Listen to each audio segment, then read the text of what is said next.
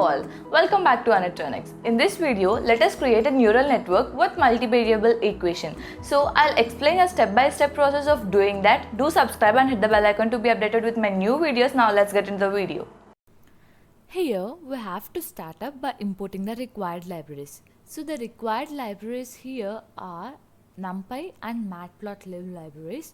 Now I'm importing them using import NumPy as np and import matplotlib.pyplot as plt. Let us click run. The importing is done. Next, I'm creating three NumPy arrays x1, x2 and x3. Here x1 will basically be a NumPy array which consists of 10 values in the range of 3 to 12, and x2 will again be a NumPy array with 10 values in the range of 9 and 18, and x3 is also a NumPy array with 10 values in the range of 12 and 20. So finally, we have x1, x2 and x3. Similarly, we will create y, which is our actual output, to be x1 cross 7 plus 5 cross x2 plus 4 cross x3. Now we have our input values and also the actual output with us. Let us click run. Now let us just print the values of x1, x2 and x3. So these are the values of x1, x2 and x3, where x1 is the NumPy array with 10 values between 3 and 12, and x2 is the NumPy array which consists of 10 values between 9 and 18, and x3 is also a NumPy array which consists of 10 values between 12 and 20. Now let us go ahead and find out the shape of this NumPy array. So here I'm finding it for x1, and the shape of this NumPy array comes out to be 10. Now let us have a glance at the actual output y. So I'm printing it. Let us click run, which results in 133, 173, 179, 139 and so on. So now what I'm going to do is I'm gonna reshape this using the function y.reshape, and here in brackets we need to give the number of rows and number of columns. If you observe the actual output y, it is a NumPy array where we have 10 values in one single row. But instead of having them in single row, I want them in 10 separate rows. So here I'm using y.reshape and passing the parameter shape,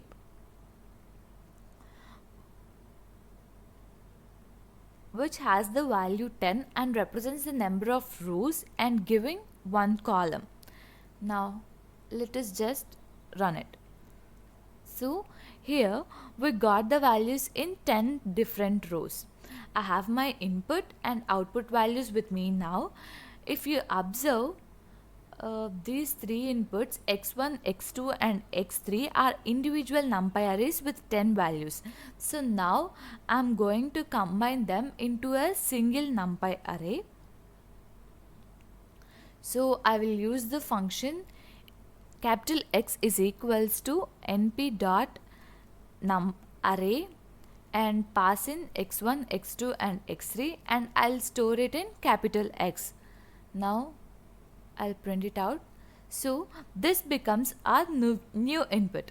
Now what I do is transpose this NumPy array capital X using capital X dot t and store it back to capital X. Let us run.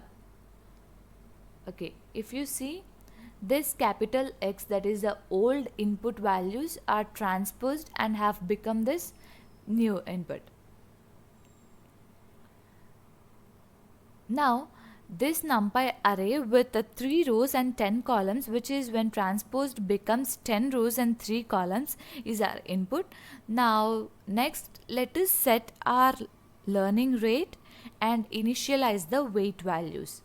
Here I'm setting the learning rate to be 0.0001, and after that I have to initialize the weights.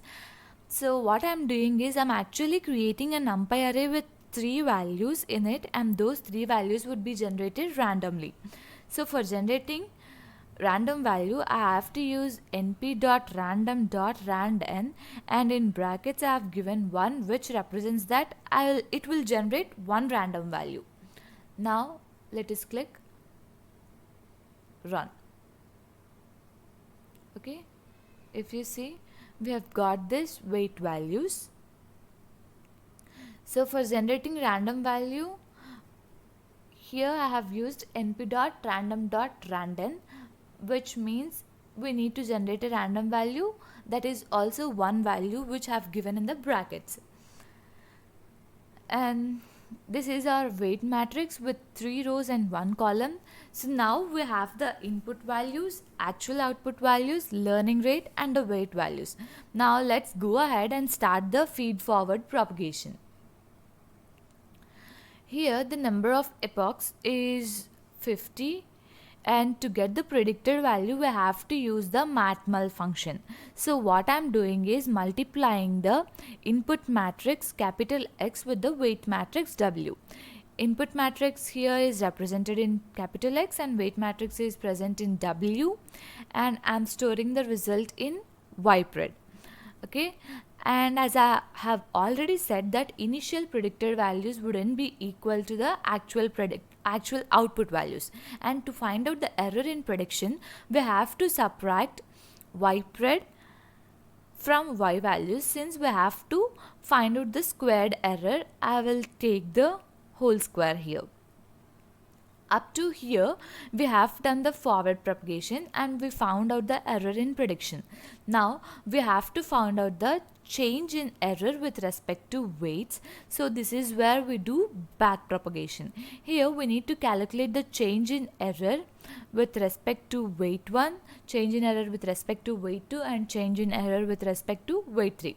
So now when we are finding out the change in error with respect to weight 1, we need to take the partial differentiation. For that we need to do 2 times of np.matmul of the term y minus YPRED, and we take the transpose of it, and then we have to multiply this with minus x of 0 or the first input.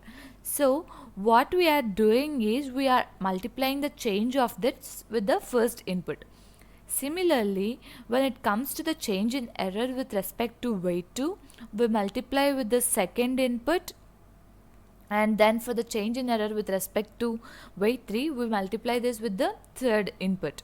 So now since that we have calculated the gradients with respect to weight 1, weight 2 and weight 3, we can go ahead and update these 3 weights. So to update the weight values we need to use simple gradient descent algorithm. So for the first term in the matrix, we will subtract the old weight value with the learning rate into the gradient of the gradient of the error with respect to weight 1. Similarly, when we want to update the second weight, we have to do old weight minus learning rate into the gradient of the error with respect to weight 2. And for the third weight, similarly, we need to do old third weight minus learning rate into gradient of error with respect to weight 3. So now the back propagation is done and the updation of weights is also done.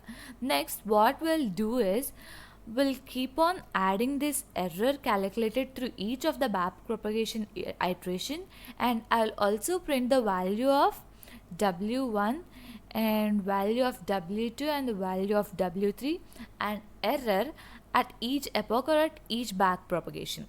So now let us run it. So this is the value of W1 and value of W2 and value of W3, and this is where the error matrix are. So initially the values predicted had an error of 22,391, 36,983, 41,678 and so on for those 10 values, and this is in the case of first iteration. So in the second iteration the error became 39,660, and next for the third iteration it has become 5.74 and 0.1 here, which has to be considered as 10 to the power of 1. So it becomes 57, and then finally the error from 22,391, it goes to single value 7 with the final iteration. So there is a exponential decrease in the error values. Now what we do is, if we want this in a graphical format, we shall just plot it using the plt.plot error list, which I have obtained through the backpropagation. Now let us run it. So if you see here, as the number of iterations increased, the error decreased significantly. So to get the minimal global error and optimal reach value, increasing the number of iterations will give us the best result. That is all for now. If you have any doubts regarding this, please let me know through the comment section or mail me at anitronics.info@gmail.com. Thank you for watching this video.